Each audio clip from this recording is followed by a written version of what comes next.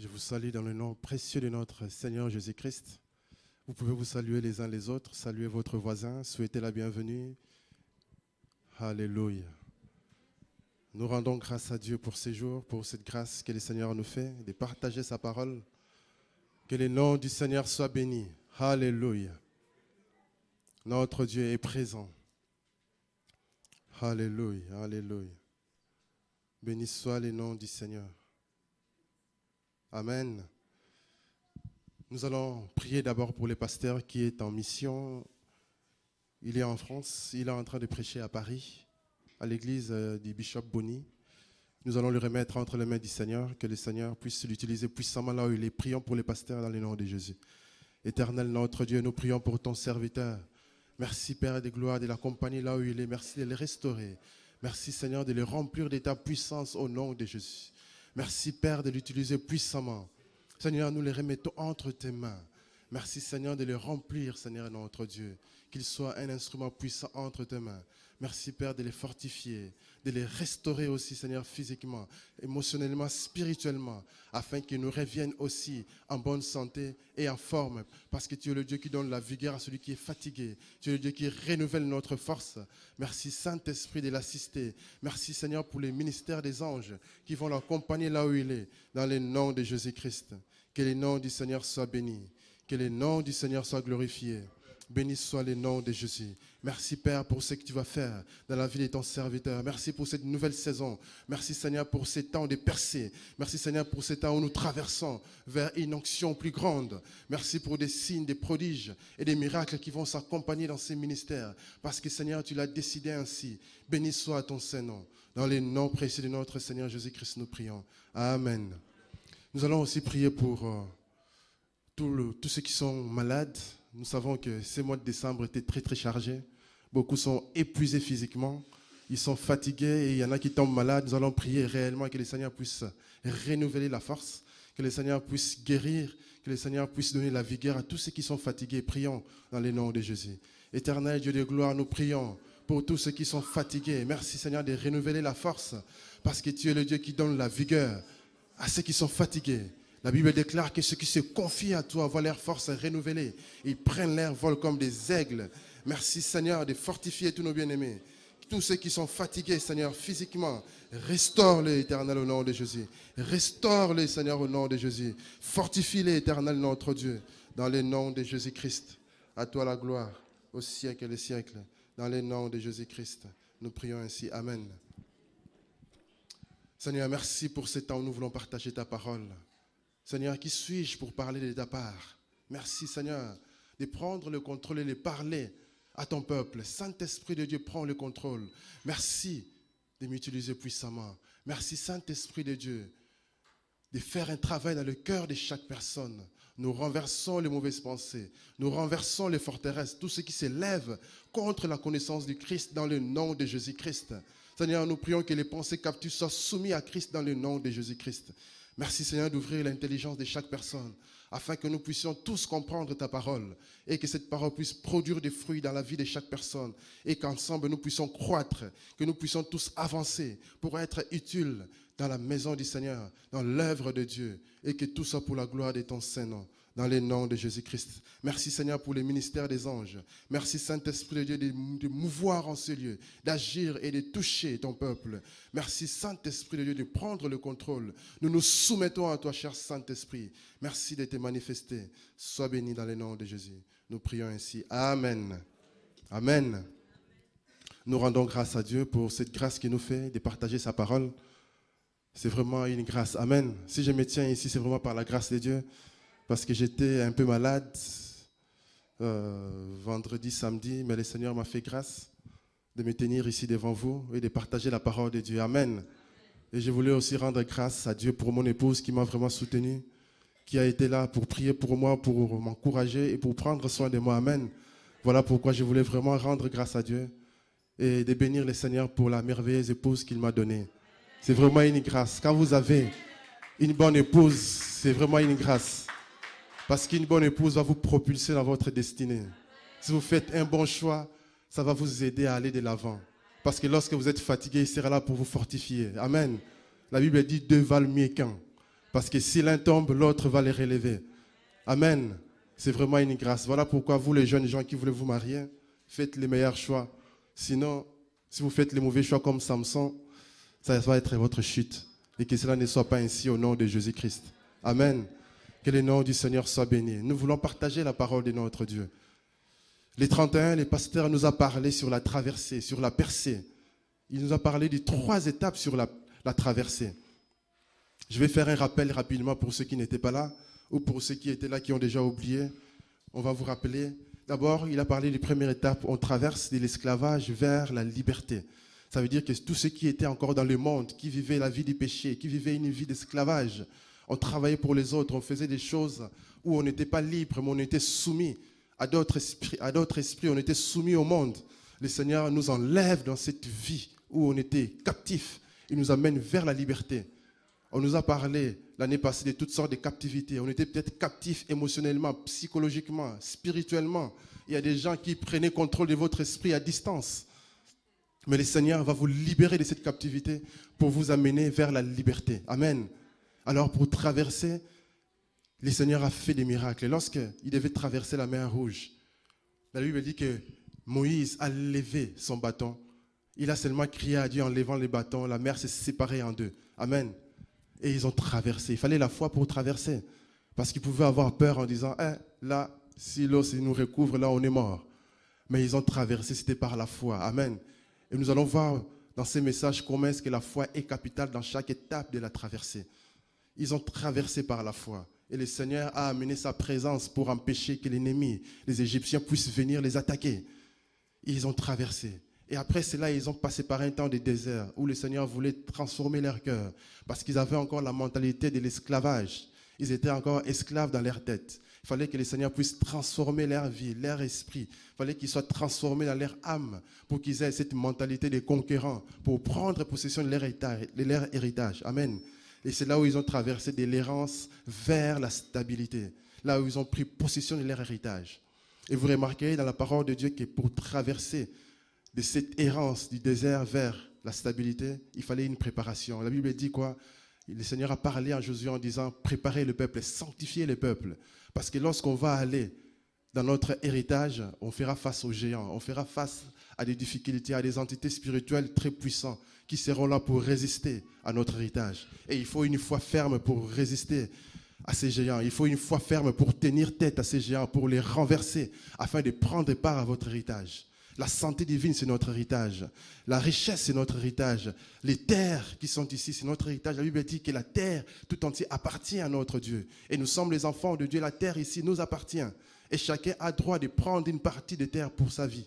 Amen. Et c'est notre héritage. Et pour prendre part de cet héritage, il faut une foi ferme. Il faut se sanctifier, il faut se préparer. Parce qu'on ne va pas aller combattre les géants juste comme ça sans préparation. Il faut une préparation.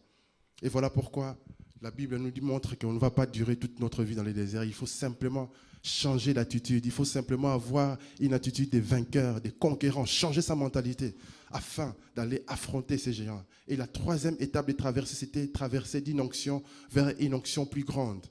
Et ici, si vous lisez ça dans Matthieu, les versets que le pasteur a donnés, vous trouverez tous ces messages-là sur Internet, sur notre site.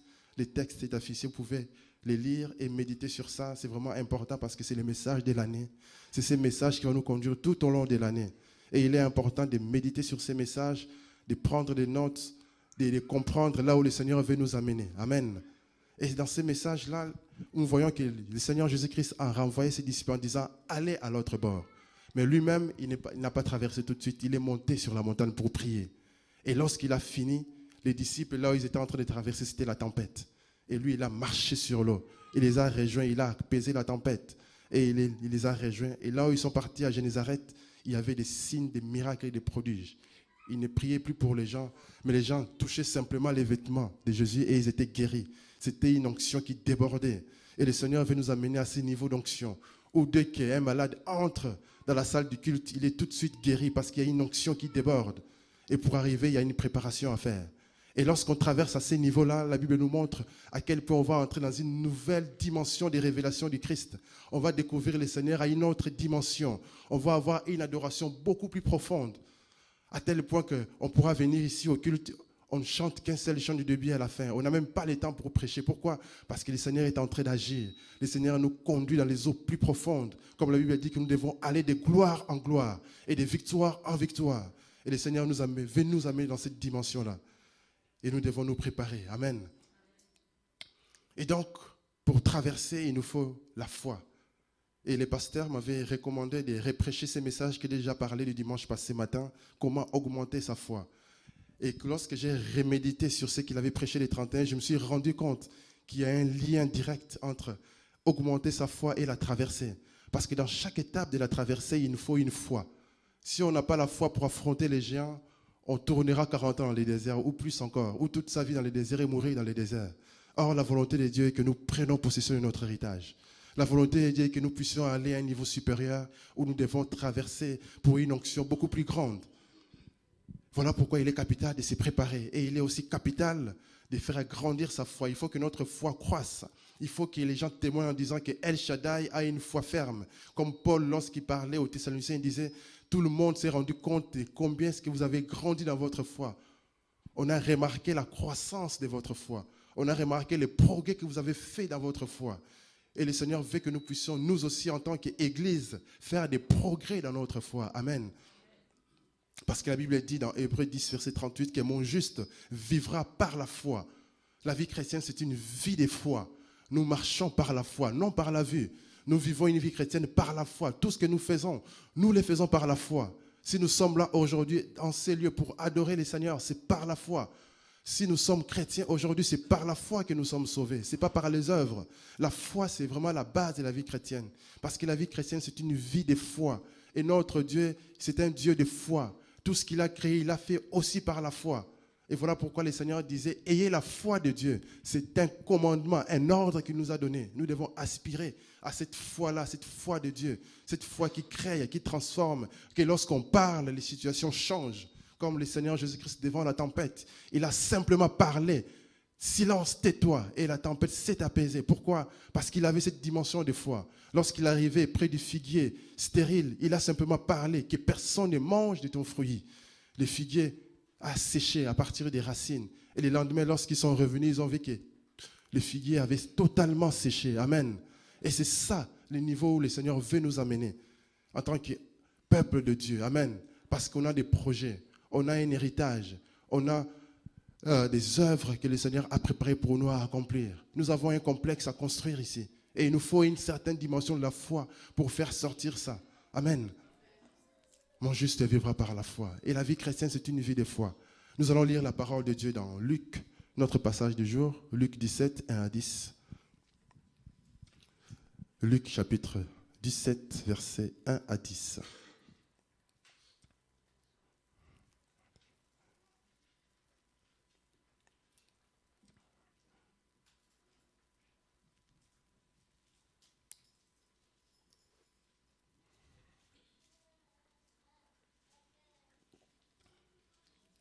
Nous allons nous lever. Je vous prie de bien vouloir vous lever. Nous allons lire la parole de Dieu ensemble.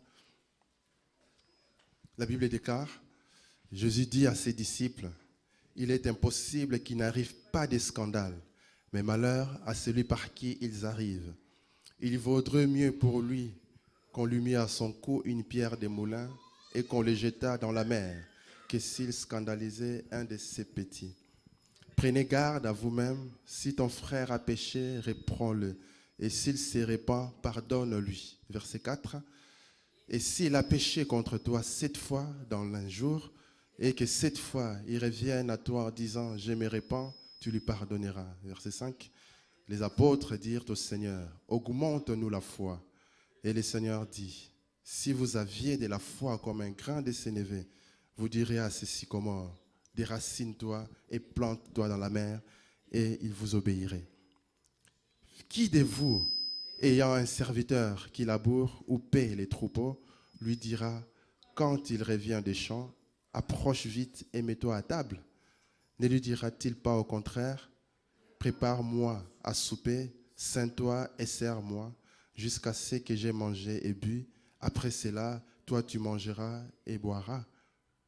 Doit-il de la reconnaissance à ses serviteurs parce qu'il a fait ce qui lui était ordonné?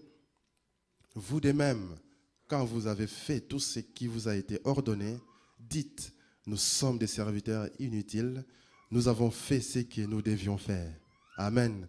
Je vous prie de bien vouloir vous asseoir. Le contexte de ces messages est que le Seigneur était en train d'enseigner les principes de la grâce à ses disciples qui étaient des apôtres, parce que le Seigneur avait plusieurs disciples et il y avait un groupe de 70 qu'il envoyait en mission et il y avait, parmi ces 70, il y avait 12 qu'il avait choisis comme apôtres. Amen. Et à ces 12, il était en train de leur enseigner comment est-ce qu'ils devaient se comporter en tant qu'enfants de Dieu. C'était des principes de la grâce, des principes de la nouvelle alliance. Parce que dans la nouvelle alliance, le Seigneur lui-même, il est venu habiter dans nos cœurs. Il est venu transformer nos vies. Il est venu lui-même nous diriger de l'intérieur. Il nous donne la capacité de vivre une vie comme lui, il a vécu sur la terre. Et il est en train de leur enseigner les principes de la grâce, de l'amour, du pardon, les principes du service, comment est-ce qu'on doit servir le Seigneur. Et les disciples se rendent compte que servir Dieu à ce niveau-là, se comporter de cette manière-là, il faut vraiment avoir la foi. Voilà pourquoi ils ont dit, Seigneur, augmente-nous la foi. Et le Seigneur leur a dit, si vous aviez de la foi comme un grain de moutarde, vous diriez à cette montagne, ôte-toi de là, jette-toi à la mer. Pourquoi? Parce qu'une foi aussi petite peut déjà déplacer les montagnes. Mais le Seigneur n'a pas dit que cette foi aussi petite-là pourra t'aider à pardonner ou à aimer, pour montrer que lorsque nous voulons agir dans cette dimension, on doit faire grandir notre foi pour se comporter de cette manière. Parce que là, c'est au niveau du caractère. Notre caractère doit être transformé. Parce qu'on peut tous, par la grâce de Dieu, si les dons spirituels s'activent, on peut tous faire des exploits. On peut ressusciter un mort par la grâce de Dieu. On peut guérir les malades. Mais ici, le Seigneur nous parle du pardon, il nous parle de l'amour, de comment est-ce qu'on doit les servir.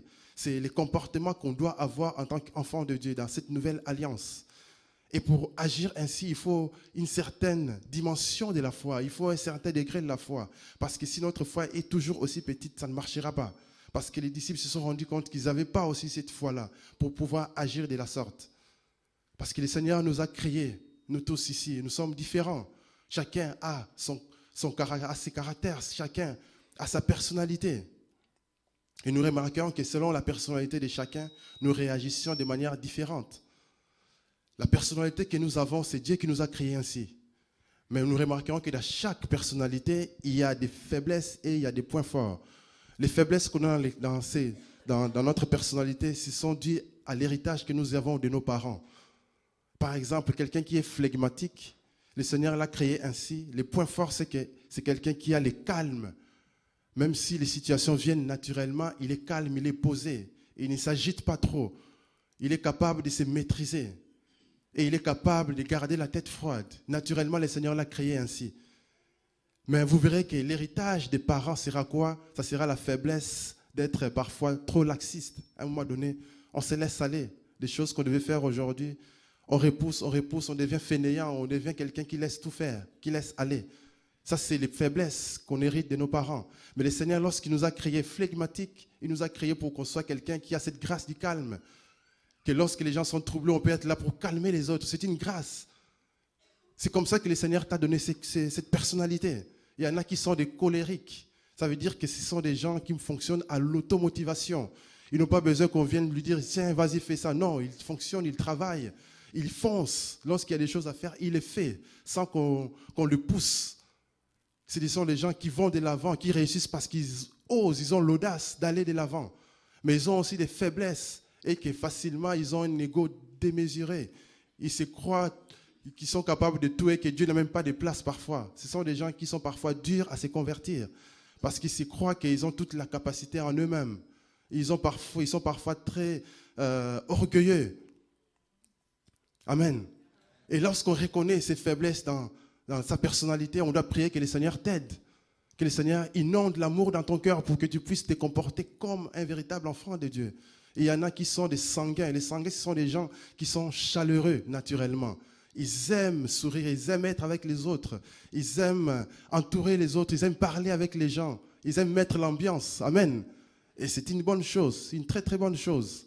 Mais ils ont aussi des faiblesses. Leur faiblesse, c'est quoi? Et qu'ils peuvent facilement tomber parce qu'ils sont tellement ouverts, qu'ils tombent aussi facilement. Et lorsqu'on sait qu'on est sanguin, on doit prier tous les jours que le Seigneur te donne la maîtrise, que tu ne parles pas plus vite, que tu tournes ta langue 7 fois avant de parler. Amen. Et c'est très important de reconnaître les faiblesses qu'on a dans notre personnalité et de prier pour que le Seigneur puisse nous transformer. Et il y en a qui sont des mélancoliques. Et les mélancoliques, ils ont une grâce et qui sont des travailleurs. Ce sont des génies. Des grands pianistes, souvent c'est des mélancoliques. Des génies qui font des découvertes, qui travaillent seuls dans les labos, des jours et des nuits. Ce sont souvent des mélancoliques. Le Seigneur leur a fait cette grâce-là de créer des choses parce qu'ils sont des génies. Mais ils ont aussi des faiblesses. Pourquoi? Parce que c'est souvent des pessimistes. Quand ils n'arrivent pas à faire quelque chose, ils dépriment souvent. Et lorsqu'on sait qu'on est mélancolique, qu'est-ce qu'on doit faire? On doit prier tous les jours que la joie du Seigneur puisse inonder ton cœur. Que le Seigneur puisse inonder ton cœur de sa joie, de ta force, afin de ne pas déprimer. Amen. Et nous voyons toutes ces personnalités-là. Le Seigneur l'a créé ainsi, avec des points positifs pour qu'on soit utile. Parce qu'il y a une vie de communauté qu'on doit mener. On doit s'encourager mutuellement. On doit tous prendre notre place dans l'Église pour le perfectionnement, pour que l'œuvre de Dieu aille de l'avant. Mais dans tout ça, nous devons nous comporter d'une certaine manière. Nous devons apprendre à aimer, à pardonner, à servir. Et pour cela, il nous faut un certain degré de foi. Amen. Parce que la Bible dit dans 1 Timothée 4 que car tout ce que Dieu a créé est bon. Et rien ne doit être rejeté pourvu qu'on prenne les actions de grâce. Donc tout ce que Dieu a créé est bon. Ta personnalité, c'est une bonne chose que le Seigneur a fait pour qu'on soit utile. Il ne faut pas chercher à être comme une autre personne. Il faut simplement rester soi-même et se laisser transformer par le Seigneur. Si on reconnaît ses faiblesses, on doit faire une prière tous les jours que le Seigneur t'aide à avoir les comportements que le Seigneur lui-même avait. Amen. Et donc dans ces messages, nous allons voir que le Seigneur est là. Il veut que nous puissions augmenter notre foi. Il veut que notre foi puisse grandir. Parce que la Bible dit quoi? Que les faibles disent « je suis fort ». Lorsqu'on sait qu'on est faible dans un domaine, on doit tous les jours prier que le Seigneur puisse nous fortifier. Parce que la Bible dit quoi? « Je puis tout par Christ qui me fortifie ». Christ me fortifie. Christ me donne la force. La Bible dit qu'en Christ, nous sommes de nouvelles créations. Ça veut dire que lorsque nous vivons en tant qu'enfants de Dieu, nous devons vivre en tant que Christ, comme Christ a vécu. Nous devons nous appuyer sur lui. Nous devons prier qu'il se révèle à nous, qu'il nous donne ses capacités, afin que nous puissions opérer comme lui l'a opéré ici sur la terre. Amen. Parce que, pourquoi est-ce que notre foi doit grandir aussi? Notre foi doit grandir parce qu'on peut manifester la foi dans un domaine, mais pas dans un autre. Amen. Il y a des gens qui ont la foi pour se marier. Et ils se marient très bien. Mais il faut aussi la foi pour avoir des enfants. Amen. Et ce n'est pas les mêmes niveaux de foi. Il faut une autre foi encore. C'est pour ça que notre foi doit grandir. Amen. On peut avoir la foi de louer un appartement qui est correct. Mais il faut aussi une foi pour acheter l'appartement cash, par exemple, ou une maison. Il faut un autre degré de foi pour arriver à les faire. On peut avoir la foi pour être employé dans une bonne société. Mais il faut aussi un certain degré de foi pour devenir employeur d'une grande société. Amen. Parce que le Seigneur veut que nous allions de gloire en gloire, de victoire en victoire. Amen. Telle est la volonté de notre Seigneur. Et nous allons voir au travers de cette parole que chaque enfant de Dieu, nous tous, nous devons augmenter notre foi. On n'est jamais arrivé dans la foi. C'est tout un voyage. C'est la vie chrétienne. Nous devons à chaque fois grandir dans notre foi. Parce que le Seigneur veut que nous puissions faire des exploits avec lui. Amen. Alors nous allons voir au travers de la parole de Dieu ces 4 points. Comment est-ce que nous devons augmenter notre foi? Premier point, c'est qu'on augmente sa foi lorsqu'on évite d'être une occasion de chute pour les autres. Le verset 1 et le verset 2 de notre passage, la Bible dit que Jésus dit à ses disciples qu'il est inévitable qu'il y ait pour les hommes des occasions de péché, mais malheur à celui qui provoque la chute de quelqu'un. Mieux vaudrait pour lui d'être précipité au lac avec une pierre de meule attachée au cou que de provoquer la chute de l'un des plus petits. Il y en a qui sont faibles dans la foi, qui sont de plus petits dans la foi. Ils viennent à peine de se convertir. Ils ont besoin d'être encouragés. Mais lorsqu'on cause leur chute, le Seigneur nous dit que c'est un scandale qu'on est en train de créer. Ce n'est pas une bonne chose. La Bible dit qu'il vaut mieux pour lui qu'on lui attache à son cou une meule de moulin. Le meule de moulin, c'était des très très grosses pierres. On fabriquait une machine et souvent les animaux, comme les ânes, tiraient cette meule pour écraser des grains. C'est avec ça qu'on fabriquait de la farine dans l'époque, quand il n'y avait pas encore des machines. Alors, vaut mieux pour cette personne qui cause des scandales, vaut mieux pour lui qu'on attache à son cou cette meule-là, cette grosse pierre, qu'on lui jette au lac. C'est comme ça qu'on tuait des brigands. C'était leur supplice. C'était une torture, une mort très très lente. Parce que quand on le jette comme ça au lac, il s'enfonce en profondeur et il s'étouffe petit à petit jusqu'à ce qu'il meure. C'était une mort honteuse, une mort très très dramatique. Et le Seigneur nous montre que vaut mieux que quelqu'un meure de cette manière-là plutôt que de causer un scandale. Alors, scandale, c'est quoi exactement? Le scandale, c'est lorsqu'on est amené à faire pécher quelqu'un, lorsqu'on fait tomber une personne, lorsqu'il y a une occasion de chute pour une personne, lorsqu'il y a une pierre d'achoppement pour une personne, on est en train de créer un scandale. Amen. La Bible nous dit de ne pas causer des scandales. En d'autres termes, lorsqu'on ne cause pas de scandale, lorsqu'on est celui qui encourage, on est en train d'augmenter notre foi. Amen. Donc le contraire de faire ceci, lorsqu'on ne cause pas de scandale, lorsqu'on encourage les autres dans la foi, nous sommes en train d'augmenter nous-mêmes notre foi. Mais par contre, lorsqu'on cause des scandales, on fait chuter les autres, on fait tomber les autres, nous sommes en train de détruire la foi des autres. Parce que scandaliser quelqu'un, c'est le détourner de sa foi. C'est lui faire pécher, lui faire tomber. Et les plus faibles de la foi, lorsqu'ils sont scandalisés, parfois ils retournent dans le monde. Et la Bible nous encourage à ne pas les faire. Parce que c'est une très très mauvaise chose. Parce que là, si on les fait, nous sommes en train de travailler pour le camp ennemi. Nous sommes en train de travailler pour les diables. Nous sommes en train de détruire au lieu de construire. Nous sommes en train de disperser au lieu de rassembler. Et le Seigneur ne veut pas qu'un enfant de Dieu soit celui qui cause des scandales. Parce que de toutes les façons, les scandales arrivent. De toutes les façons, il y a des occasions de chute. Parce qu'il y a des épreuves dans la vie. Le diable vient tout le temps tenter les enfants de Dieu. Mais il vaut mieux que si quelqu'un tombe, qu'il tombe à cause du diable, mais pas à cause d'un enfant de Dieu qui cause la chute d'un autre. Amen. Ça va? Est-ce que vous comprenez jusque-là? Donc c'est vraiment important de ne pas causer des scandales, de ne pas être une occasion de chute pour l'autre. Mais au contraire, soyons des occasions d'encouragement. C'est ce que la Bible veut nous faire comprendre, que nous serons des occasions d'encouragement. Parce qu'il y a une traversée. Nous devons tous traverser, aller à un niveau supérieur. Nous devons tous percer. Mais il faut être celui qui encourage les autres. Il faut être celui qui encourage les autres. Celui qui fortifie. Celui qui prie pour les autres. Celui qui est là pour soutenir. Pas celui qui fait chuter, mais celui qui rassemble. Celui qui prie pour les autres. Celui qui encourage les autres dans la foi. Afin que les plus faibles deviennent plus forts. Amen. Alors, nous allons voir par exemple dans la vie de Judas, comment est-ce que Judas, lui qui était apôtre, il était parmi les 12, mais qui a causé les scandales. Si vous lisez dans Luc 10, verset 1 à 20, cette histoire où le Seigneur envoie les 70 disciples, vous verrez que Judas était dedans. On ne cite pas son nom, mais ils étaient tous dedans. Et les apôtres et les autres qui ne faisaient pas partie des 12, ils étaient tous disciples du Seigneur. Et le Seigneur les a tous envoyés en mission pour faire des miracles. La Bible déclare que le Seigneur a vu même les diables tomber comme un éclair. Ils ont tous guéri les malades. Ils ont tous chassé les démons. Ils ont tous fait des miracles. Donc Judas Iscariote était dedans aussi.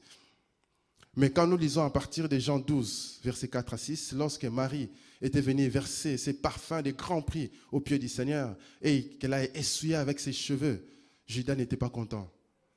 Il a eu des mauvaises pensées. Il commençait à dire, mais ce serait mieux qu'on donne ceci aux pauvres, qu'on vende ces grands parfums qu'on donne aux pauvres. Mais la Bible nous montre qu'il ne disait pas cela parce qu'il avait pitié des pauvres. Non, parce que c'était un voleur. En fait, Judas Iscariote, c'était l'expert comptable de Jésus. Jésus avait suffisamment d'argent pour avoir quelqu'un qui gérait les comptes. Amen. Parce qu'il y en a qui prêchent l'évangile, oh Jésus était pauvre, oh il n'avait pas de lieu où mettre sa tête. C'est vrai qu'il n'avait pas le temps d'aller dormir où que ce soit parce qu'il avait une mission. Chaque jour, il devait aller de ville en ville, de village en village, prêcher la parole. Mais il avait suffisamment de moyens. La Bible nous montre dans Luc 8 qu'il y avait des femmes qui soutenaient Jésus. Il y avait des femmes, des riches là. L'intendant du roi Hérode, sa femme était parmi ceux qui soutenaient, qui étaient des partenaires du ministère du Seigneur Jésus-Christ. Il y avait suffisamment de fonds. Parce que chaque jour, il devait nourrir 12 disciples et les autres. Et il y en a qui mangeaient beaucoup. Et donc, il y avait suffisamment d'argent. Et Judas Iscariote, en tant qu'expert comptable, il pouvait voler l'argent sans que personne ne sache. Et le Seigneur, lui, il savait parce qu'il avait des révélations. Il avait l'Esprit de Dieu pour voir au-delà de ce que personne ne peut voir. C'est comme ça qu'il a pu comprendre que Judas volait l'argent. Mais personne d'autre ne comprenait que Judas volait l'argent. Amen.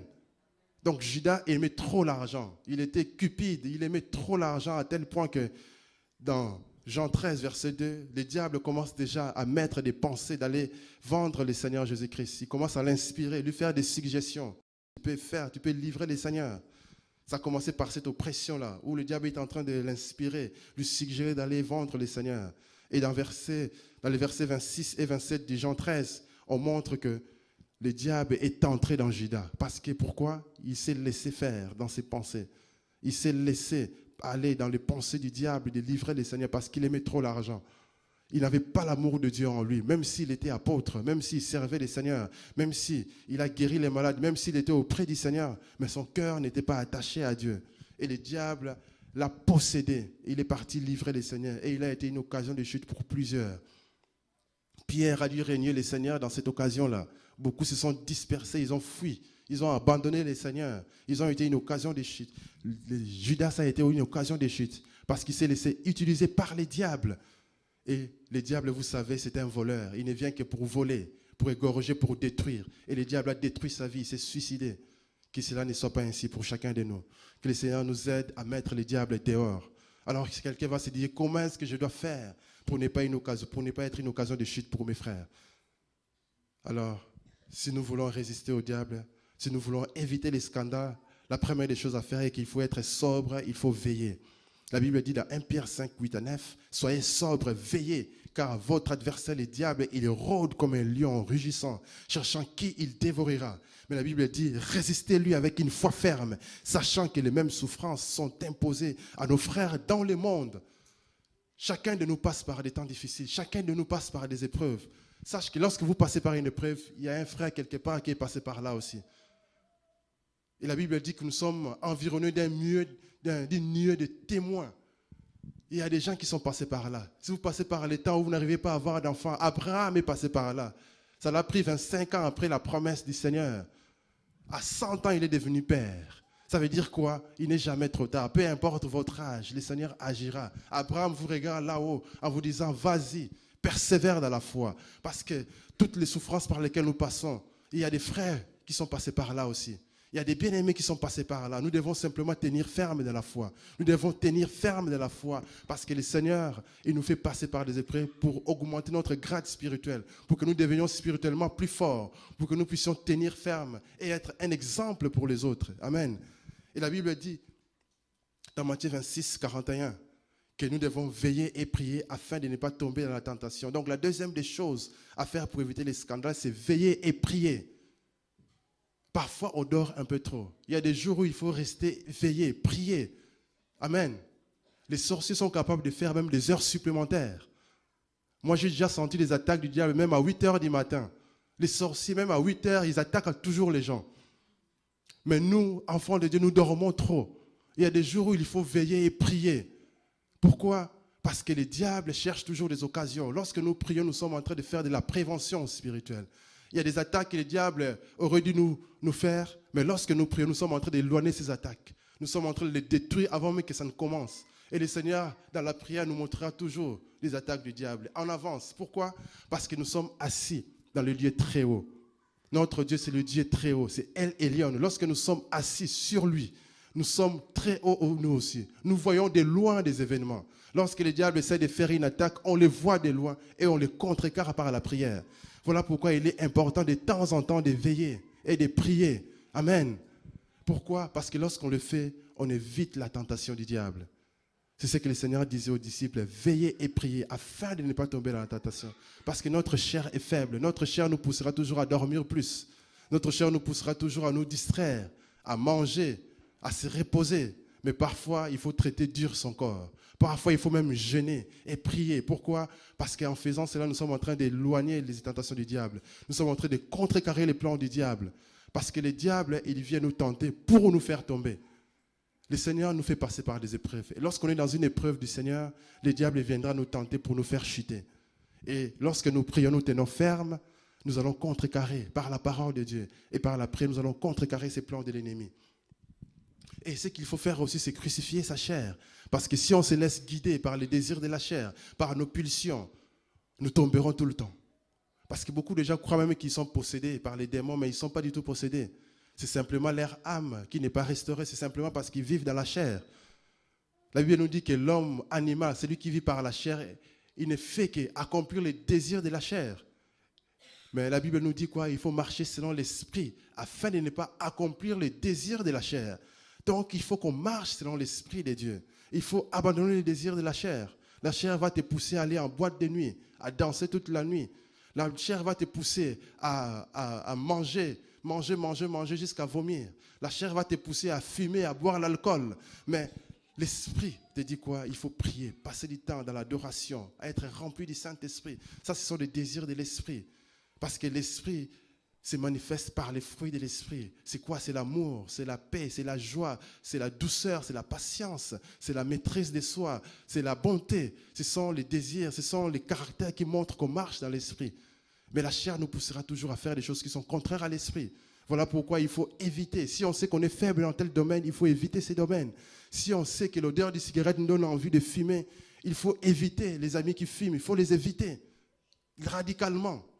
Parce que c'est très important pour nous. Il ne faut pas rater le ciel à cause de la cigarette. Si l'alcool, l'odeur de l'alcool là, nous donne envie de boire et se saouler, il faut éviter l'alcool. Il faut prendre toutes les bouteilles de la maison, les jeter. Amen. Pourquoi? Boire l'alcool en soi, ce n'est pas un problème. La Bible nous dit quoi? Il ne faut pas s'enivrer. Mais si on sait qu'on est faible dans ces domaines-là, alors il faut carrément éviter. Il ne faut pas jouer avec le feu. Amen. Il ne faut pas jouer avec le feu. La Bible dit qu'il faut crucifier sa chair. On sait qu'on est faible dans l'alcool, alors on ne boit plus. On arrête carrément. Amen.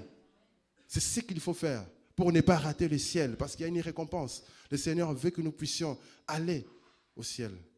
Et ce qu'il faut faire aussi, il faut garder son cœur. Garder son cœur. La Bible dit dans Proverbe 4, verset 23, qu'il faut garder son cœur plus que toute autre chose, car c'est de lui que viennent les sources de la vie. Il faut garder son cœur soigneusement. Il faut garder son cœur diligemment, avec diligence, prendre soin de son cœur.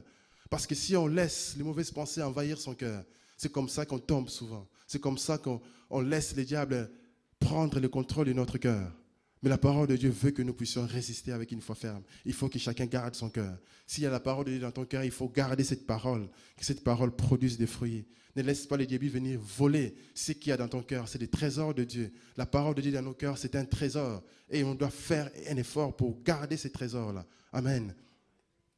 Parce que Dieu veut que nous puissions réellement ne pas causer des scandales. Que nous puissions mener cette vie qui lui est agréable. Amen. Le deuxième point pour augmenter sa foi, il faut qu'on recherche la paix. Il faut qu'on recherche la paix les uns avec les autres. Dans le verset 3, la Bible dit, prenez garde à vous-même, si ton frère a péché, reprends-le. Et s'il se repent, pardonne-lui. Et s'il a péché contre toi 7 fois, dans un jour, et que 7 fois il revienne à toi, en disant je me repens, tu lui pardonneras. Donc le Seigneur nous apprend ici à avoir l'amour pour pardonner. Pourquoi? Parce que lui-même, il nous a pardonné les premiers. Il est venu ici sur cette terre. Il a pris la condition d'un homme. Il est venu comme un homme sur la terre. Il est mort à la croix. Les gens à qui il a fait du bien à la croix, ils étaient en train de dire « crucifiez-les ». Mais quand il regardait, il a dit simplement « Père, pardonne-leur car ils ne savent pas ce qu'ils font ». Il a dit « Seigneur, pardonne-le ». Lui, il nous a pardonné. Lui, il fait que pardonner. Même devant les gens à qui il a fait du bien, qui étaient en train de dire crucifiez-les, il a pardonné. La Bible dit quoi? Nous aussi, nous devons pardonner. Pourquoi? Parce que si nous pardonnons ainsi, Dieu lui-même aussi va nous pardonner nos fautes. Parce que le pardon est une puissance. Lorsque nous pardonnons, nous sommes en train de libérer une puissance qui va nous libérer nous-mêmes. En pardonnant, nous sommes en train de nous faire du bien. Parce que le Seigneur nous a créés pour pardonner. Il nous a créés pour que nous puissions vivre dans la paix, dans sa présence, dans l'amour. Notre âme a été créée pour vivre dans l'harmonie avec l'esprit. Mais lorsqu'on a la rancœur dans le cœur, la rancœur elle est en train de nous pécher d'être en paix avec nous-mêmes. Il y aura un conflit entre l'esprit et l'âme. Pourquoi? Parce que l'âme n'est pas bon. L'âme est en train d'être troublée à cause du manque de pardon. Et il faut que nous puissions maintenant pardonner pour être en harmonie. Il faut que nous puissions pardonner pour nous libérer nous-mêmes. Lorsque nous pardonnons, nous-mêmes, nous sommes en train de nous libérer. Et c'est très, très important de pardonner. Et la Bible nous dit qu'avant de pardonner, il faut reprendre la personne qui t'a fait du mal. Reprendre quelqu'un, c'est vraiment lui parler sévèrement. Parler sévèrement à cette personne-là. Il ne faut pas aller parler aux autres. La Bible ne nous dit pas d'aller parler aux autres, d'aller raconter à tout le monde, tel m'a fait ça, tel m'a fait ça, tel m'a fait ça. Non, va voir la personne, parle à la personne. Amen. Mais nous ne devons pas reprendre tout le monde n'importe comment. Parce que devant les autorités, nous devons un certain respect. Nous devons la révérence devant les autorités. Tu ne vas pas aller reprendre ton père ou ta mère, parce que ce sont des autorités. Amen. Tu ne vas pas aller les reprendre. Tu ne vas pas non plus aller reprendre ton pasteur, parce que c'est une autorité. Tu ne vas pas aller reprendre ton patron dans l'entreprise, parce que c'est une autorité. Mais nous devons reprendre nos vis-à-vis. Si quelqu'un est supérieur à toi, prie seulement, Seigneur, aide-moi. Amen. Tu ne peux pas aller reprendre ton parent, ni une autorité. Amen. Mais nous devons reprendre nos vis-à-vis. Et c'est ça les principes de l'autorité et de la soumission. Parce qu'on ne peut pas aller reprendre n'importe qui. Devant les autorités, nous devons la révérence, du respect. Parce que c'est ça la loi de l'honneur. Nous devons honorer les autorités. Même si nous savons que cette autorité-là, il est vraiment méchant, il est mauvais, païen. Mais nous devons l'honorer. Amen. C'est ça la parole du Seigneur. Et lorsque nous reprenons la personne se répand. Se répandre ici, se repentir ici, ce n'est pas seulement dire que oh, ça va, je demande pardon. Non, il faut carrément se détourner. Si avant on disait que des gros mots, ça mettait les enfants de Dieu mal à l'aise, il faut arrêter de dire ces gros mots. On change de voie, on se détourne de la voie où on était. Avant, on était allé dans la direction, on disait des gros mots comme tout le monde. Et lorsqu'on te reprend, tu changes de direction. Tu dis maintenant, je vais commencer à dire des bonnes choses. Et tu pries que le Seigneur t'aide à ne pas avoir ce langage du monde, ce langage impur qui suit la bouche et qui empêche Dieu d'utiliser ta bouche pour parler de sa part. Amen. Et il faut avoir ce langage du royaume de Dieu où on dit des bonnes choses, on dit des bénédictions, on parle de la part du Seigneur. Amen. Donc c'est très important de pardonner. La Bible nous montre qu'on doit pardonner, même 7 fois dans la journée. Quelqu'un vient, il fait des fautes, on doit le pardonner. Parce qu'on peut pardonner une fois, c'est bon, 2 fois ça va. Lorsque ça devient 3 fois, on commence à dire, aïe, je commence à perdre patience là. Tu commences à exagérer là. Amen. C'est souvent ce qu'on dit, non? Attention, la patience a des limites. Non, la patience n'a pas de limites. La patience, c'est la patience. Donc, on doit travailler la patience aussi nous-mêmes. Et on doit continuer à pardonner. Parce que le Seigneur ne nous fait que nous pardonner. Si le Seigneur ne nous pardonnait pas, on serait tous déjà morts ici par le feu de Dieu. Mais c'est parce que le Seigneur a eu la patience. On a eu du mal à se convertir. Moi, je me rappelle, moi-même, beaucoup de gens ont parlé du Seigneur. Je me disais, oh, je suis trop jeune. J'ai la vie devant moi. Si je me donne au Seigneur maintenant, comment est-ce que je vais vivre? J'aimerais bien goûter un peu à la vie. C'est ce que je me disais. Mais ça, c'est les mensonges du diable. Le diable nous ment comme ça. Parce qu'il veut que nous puissions nous perdre. Mais gloire soit rendue au Seigneur. Je me suis donné à lui très tôt. Et je ne les regrette pas. C'est la meilleure des choses à faire. Voilà pourquoi il est capital de suivre la voie du Seigneur et de marcher dans ce voie, de pardonner lorsqu'il faut pardonner. Pierre a demandé au Seigneur, mais jusqu'à combien de fois on peut pardonner? Dans Matthieu 18, verset 21-22, la Bible dit qu'il faut pardonner jusqu'à 77 fois, 7 fois. Ça veut dire simplement infiniment. Pardonnons seulement. Pardonnons seulement. Soyons patients. Si on n'arrive plus, prions, Seigneur, donne-moi la patience. Seigneur, donne-moi la patience. Que ce soit la prière de tous les jours. Qu'on ait ce cœur de Dieu qui pardonne tout le temps, qui pardonne. Amen. Soyons ceux qui pardonnons et nous verrons qu'en faisant cela, nous sommes en train de faire croître notre foi. Notre foi est en train de grandir. Notre foi est en train de grandir. Nous commençons à ressembler à Christ parce que lui nous a pardonné. Parce que la foi fait partie des attributs du Seigneur. Lui-même, notre Dieu, c'est le Dieu de foi. La foi fait partie du caractère. Quand vous lisez les fruits de l'esprit, les 7 fruits de l'esprit, il y a la foi dedans, la fidélité. Notre Dieu, c'est le Dieu fidèle, c'est le Dieu de foi.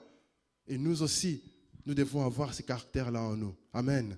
La troisième des choses qu'on va faire pour augmenter notre foi, c'est de travailler comme un serviteur inutile. Amen. Travailler comme un serviteur inutile. Parce que lorsque nous travaillons comme cet esclave. Au fait, les mots serviteur qu'on dit là dans la version originale, c'est les mots esclave. Parce qu'à l'époque, les gens avaient des esclaves à la maison pour faire leurs tâches. Un esclave, on peut l'acheter, on l'amène à la maison, il fait toutes les tâches lorsqu'on a l'argent. Et les esclaves, ce sont ceux qui travaillaient pour leur maître. Et un esclave, c'est quelqu'un à qui on ne dit même pas merci. Un esclave, c'est quelqu'un qu'on peut acheter, on travaille et on le maltraite, on fait ce qu'on veut avec. Personne ne viendra vous dire quoi que ce soit parce que c'est un esclave. Il n'a pas de droits, il n'a que des devoirs. Et le Seigneur nous montre ici comment est-ce que nous devons travailler comme des esclaves. Nous ne sommes pas des esclaves. Il faut le comprendre très bien. Nous ne sommes pas des esclaves, nous sommes libres en Jésus-Christ.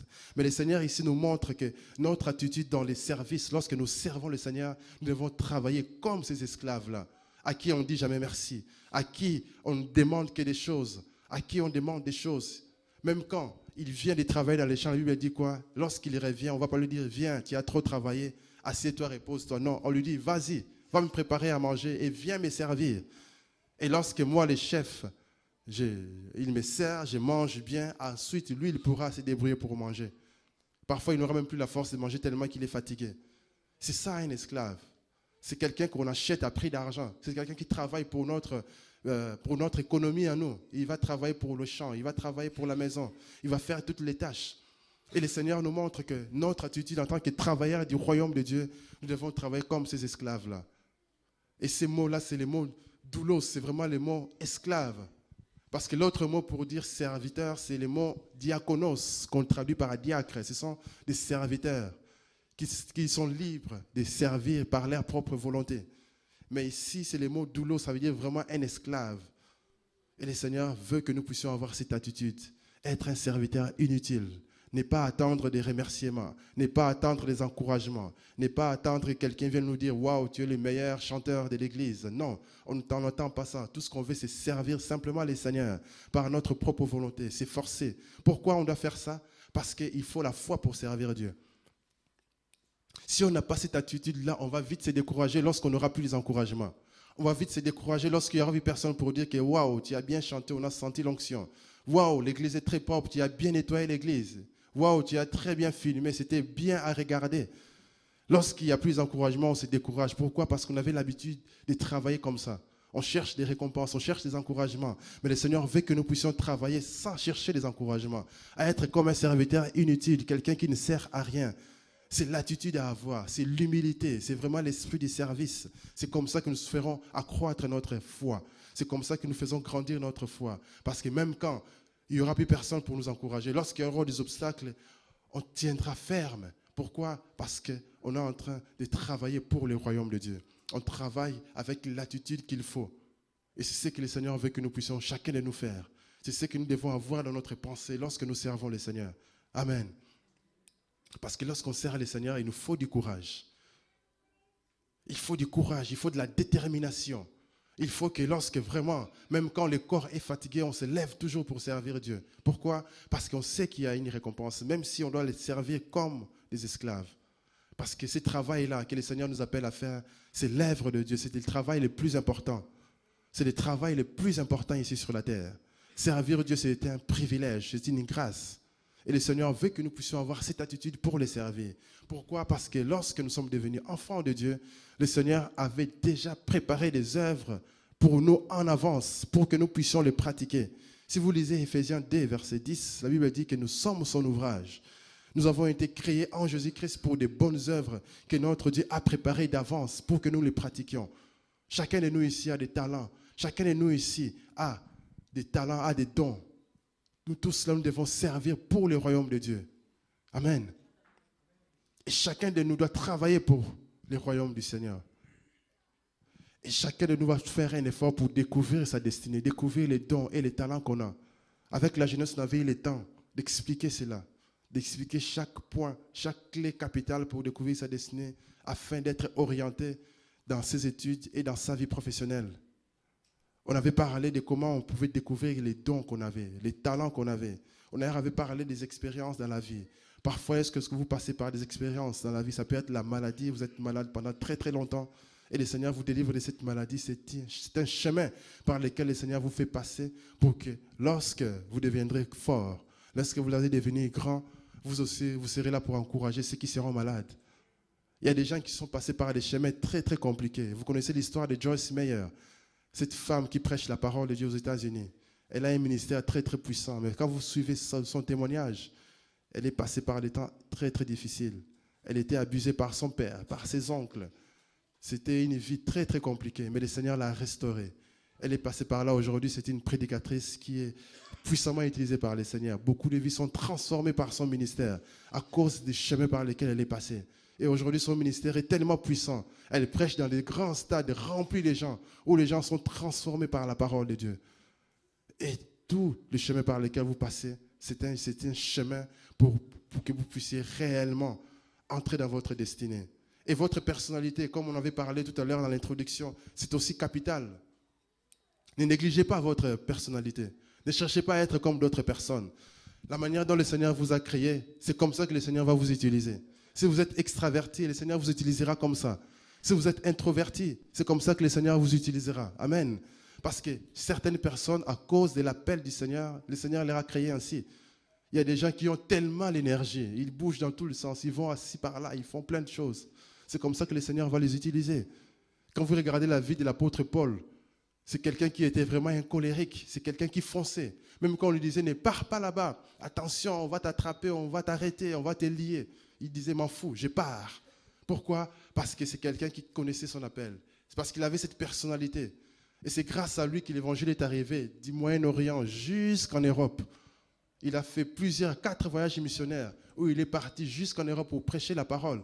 Il n'avait pas peur des obstacles parce qu'il avait une personnalité qui collait à son appel. Voilà pourquoi il est très important de reconnaître votre personnalité. C'est très important de découvrir qui vous êtes. Quelles sont les choses que le Seigneur a mis en vous. C'est capital pour atteindre votre destinée. Amen. C'est très important de savoir qui vous êtes. Parce que c'est comme ça que le Seigneur va vous utiliser. Pierre, la même chose, c'était aussi un colérique. Lui, même quand il ne connaissait pas bien le Seigneur, il faisait des choses par la foi. Il a dit, Seigneur, si c'est toi qui marches sur l'eau, ordonne que je marche moi aussi. Et il a marché sur l'eau. Même si sa foi était petite, il commençait à s'enfoncer. Et le Seigneur l'a aidé. Amen. Parce que c'était quelqu'un qui fonçait. Et le Seigneur l'a utilisé pour être le premier apôtre, le premier pasteur de la première église. Et à partir de cette église-là, l'évangile est arrivé jusqu'aujourd'hui ici dans le monde entier. Chacun doit examiner sa personnalité. Nous avons tous des personnalités ici différentes. Chacun doit découvrir qui il est. Et lorsqu'on découvre qui on est, on ne cherche pas à s'enflammer. On ne cherche pas à prendre des récompenses. Mais on travaille comme un serviteur inutile. On travaille comme un serviteur inutile, comme un esclave. Parce que la récompense, le Seigneur nous les donnera au ciel. Si on veut prendre la récompense ici sur la terre, si on veut avoir la gloire ici, on ne l'aura plus au ciel. Donc c'est pour ça qu'il faut faire très très attention. Le Seigneur nous a promis qu'il y aura un tribunal du Christ au ciel. Il y aura un tribunal du Christ. Dans 2 Corinthiens 5, 10, on va tous comparaître à ce tribunal-là. Pas pour être jugés, parce que la Bible dit que ceux qui croient au Seigneur ne passeront pas au jugement. Ils passeront de la mort à la vie. Mais au tribunal du Christ, ça sera pour des récompenses. C'est là où on va juger les œuvres de chaque personne. On passera par le feu. Et si tes œuvres subsistent, ça veut dire que tu auras la récompense. Mais si tu ne faisais que les spectacles sans faire ce que le Seigneur te demande de faire, et là, je ne sais pas s'il y aura de la récompense ou pas. Donc tout ce que nous faisons ici, nous sommes en train de construire notre héritage au ciel. Nous sommes en train de construire notre maison au ciel. Nous sommes en train de construire notre richesse. Parce que sachez qu'après tout ce que nous faisons là, c'est là où nous allons régner pour l'éternité avec Christ. Alors si on ne fait rien, on ne régnera pas. Pour l'éternité, on sera peut-être les serviteurs des autres. Et ça, ce n'est pas intéressant. Toute l'éternité, être serviteur, non. On sert ici sur la terre pour régner au ciel avec le Seigneur. Et si on les sert correctement ici sur la terre, nous aurons la récompense ici sur terre au centuple. Pourquoi? Parce que le Seigneur a promis la récompense. Il a dit que si quelqu'un a tout quitté, il a quitté son père, sa mère, il a quitté ses parents, il a quitté ses proches, il a quitté tout ce qu'il faisait, son travail pour servir Dieu. Le Seigneur dit qu'il aura la récompense au centuple ici sur la terre. Il aura la récompense au centuple et il aura la vie éternelle.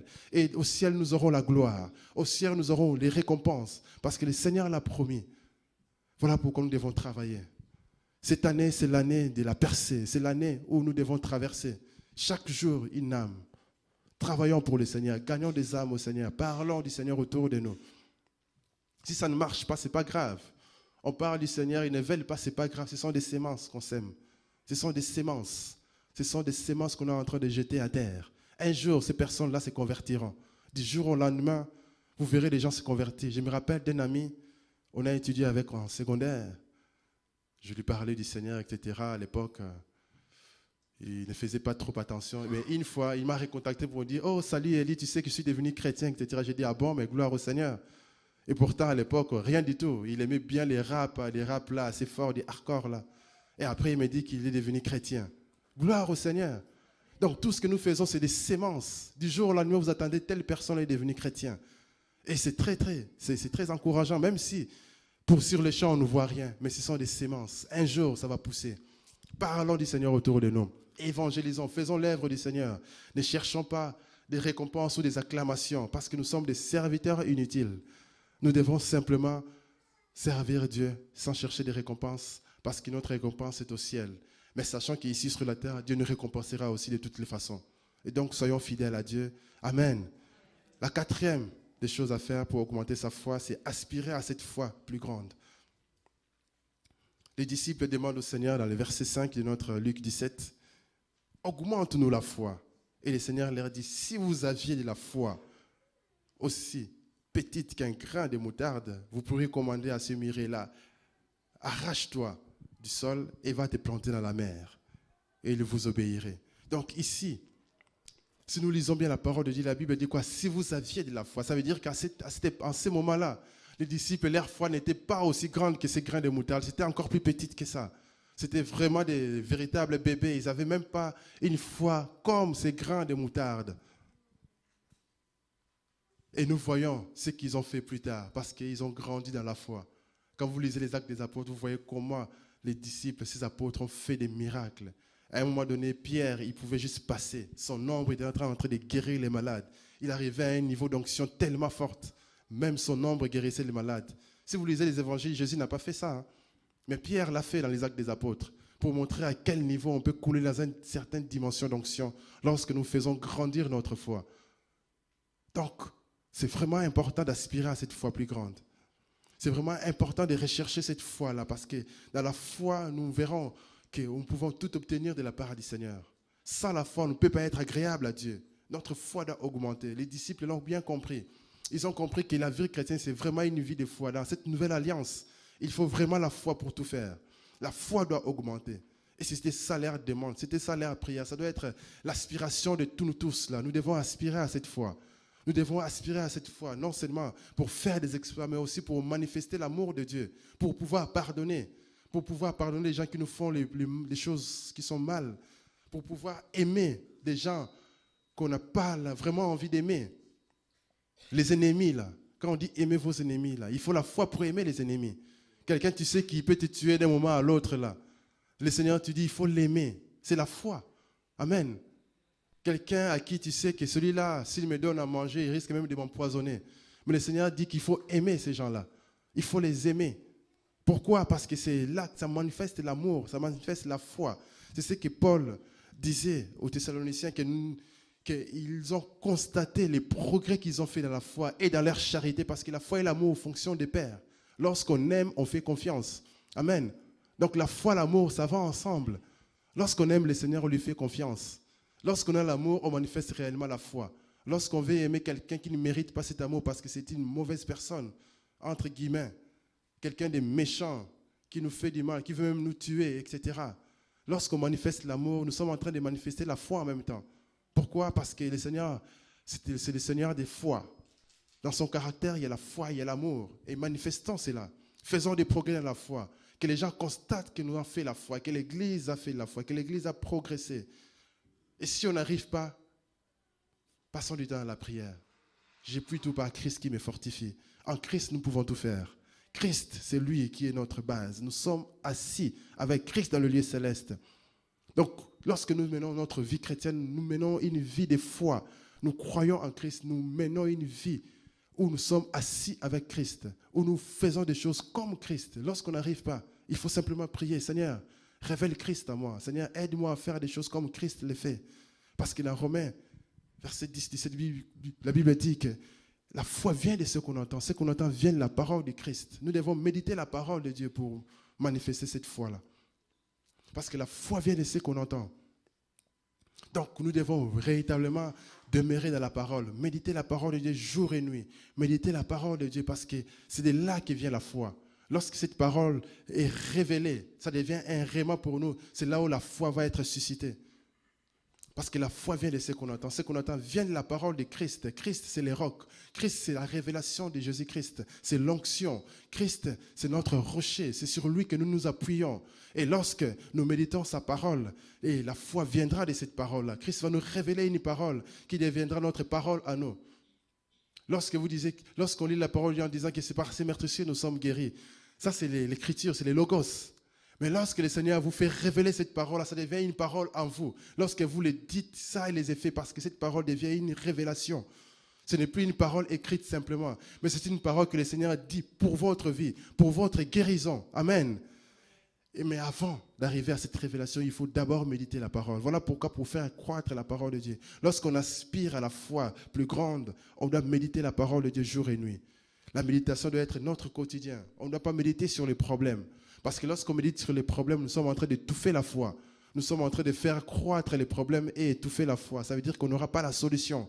Mais lorsqu'on médite sur la parole, nous sommes en train de faire croître notre foi. Et c'est là que le Seigneur nous donnera les rémas pour susciter une foi plus grande qui va nous aider à sortir de cette situation. Amen. Et ensuite, il faut se fortifier. Il faut fortifier son être spirituel. Comment? Par la prière.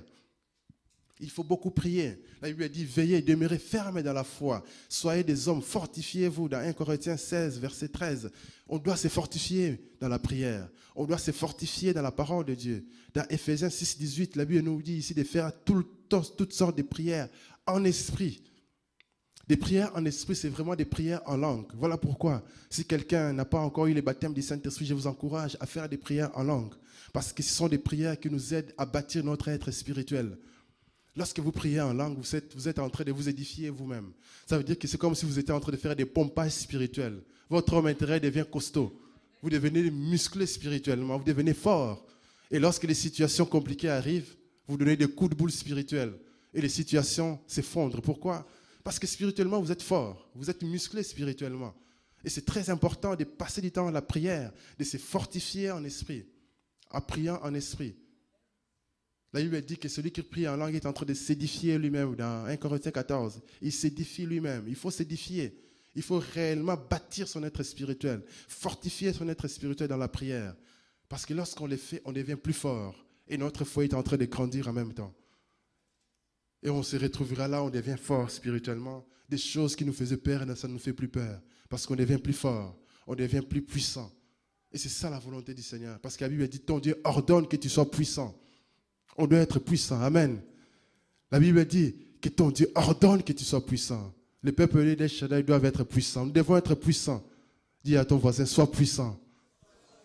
Ton Dieu ordonne que tu sois puissant. Soyons des hommes puissants. Soyons remplis de la puissance de Dieu. Soyons forts. Amen. Et la troisième des choses à faire pour se fortifier, pour aspirer à cette foi, c'est lorsque nous sommes en train de persévérer dans l'enseignement, dans la communion fraternelle. La Bible nous montre que l'Église primitive, dans Actes 2, verset 42, qu'il persévérait dans l'enseignement des apôtres, dans la communion fraternelle, dans la fraction du pain, et il part à la prière. La communion fraternelle nous aide à nous encourager mutuellement. Lorsqu'on se retrouve entre frères et sœurs, nous mangeons ensemble, nous sommes en train de parler de la part du Seigneur. Tel n'avait pas compris la parole de Dieu, tu lui parles de ton expérience de cette parole, là tu es en train de le fortifier. Vous vous rappelez de ce que le pasteur Richard a prêché ici, dans son séminaire sur la vie de la communauté. Lorsqu'il parlait des sèves brutes et sèves élaborées, c'était un peu des termes scientifiques, mais bon. Vous vous rappelez? Il y en a qui étaient là?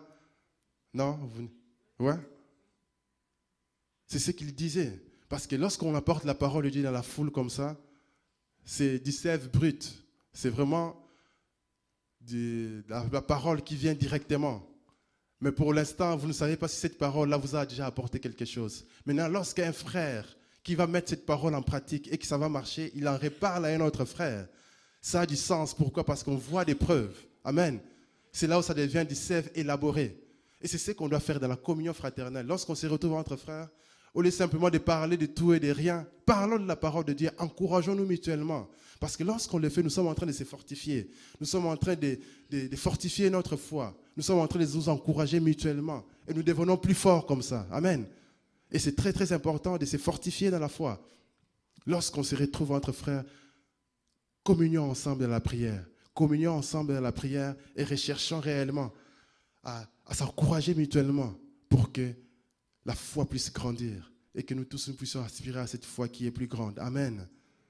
C'est ça la parole du Seigneur. Que le Seigneur nous aide à mettre ces points en pratique, à mettre cela en pratique pour que nous puissions grandir. Parce que dans la traversée, lorsqu'il faut traverser de l'errance à la stabilité, il faut la foi plus grande. Parce que la Bible disait quoi? lorsqu'il fallait traverser, il fallait aller affronter les géants. Les géants sont des démons costauds qui, quand tu lui dis sors, il ne sort pas. Et il faut de la foi ferme pour résister. Il faut de la foi ferme pour prendre part à ton héritage. Si ton héritage, c'est la santé, il faut résister par la foi, prier, prendre possession de ta santé divine. Si ton héritage, c'est de créer ces entreprises, il faut prendre possession et créer ces entreprises dans le nom du Seigneur. Il faut de la foi pour traverser. Lorsqu'il faudra traverser pour aller d'une onction plus grande, est-ce qu'il y aura il y aura la tempête, il y aura des temps difficiles. Il faut tenir ferme pour continuer à avancer, à traverser. Parce qu'il faut une foi plus grande pour traverser. Lorsque nous devons percer, il faut la foi. Parce que lorsqu'on perce une muraille, ce n'est pas par un simple coup. Il faut frapper plusieurs fois pour que le mur puisse se percer. Amen. Voilà pourquoi la foi est capitale. Notre foi doit augmenter en tant que peuple de Dieu. Nous devons faire des progrès dans la foi afin que nous puissions traverser, percer et vivre les grandes choses que le Seigneur a pour nous en cette année 2015. Amen. Que le nom du Seigneur soit béni. Amen. Nous allons prier dans le nom du Seigneur.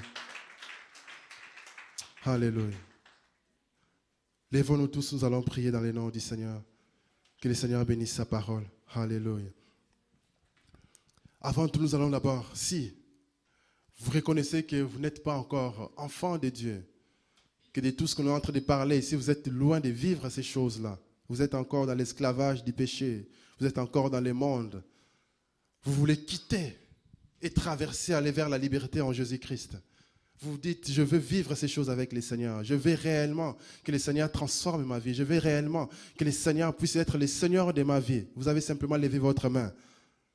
Nous allons prier pour vous.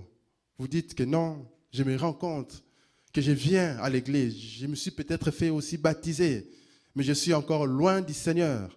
Je veux réellement que le Seigneur soit le maître de ma vie. Je veux réellement que le Seigneur règne dans mon cœur. Je veux réellement qu'il soit le Seigneur de ma vie. Je vais rencontrer le Seigneur Jésus-Christ. Je vais l'accepter comme mon Seigneur et mon Sauveur. Levez simplement votre main, parce que cette année, c'est l'année de la moisson aussi. Nous allons moissonner, parce que chaque jour, le Seigneur doit envoyer des âmes dans sa maison. Amen. Alors, ne soyez pas gênés, levez simplement votre main et le Seigneur va vous toucher. Amen. Levez vos mains, ne soyez pas gênés dans le nom du Seigneur. Alléluia. Dans le nom de notre Seigneur Jésus-Christ. Dans le nom de Jésus-Christ. Levez votre main, levez votre main. Ne soyez pas gênés. Merci mon frère, merci.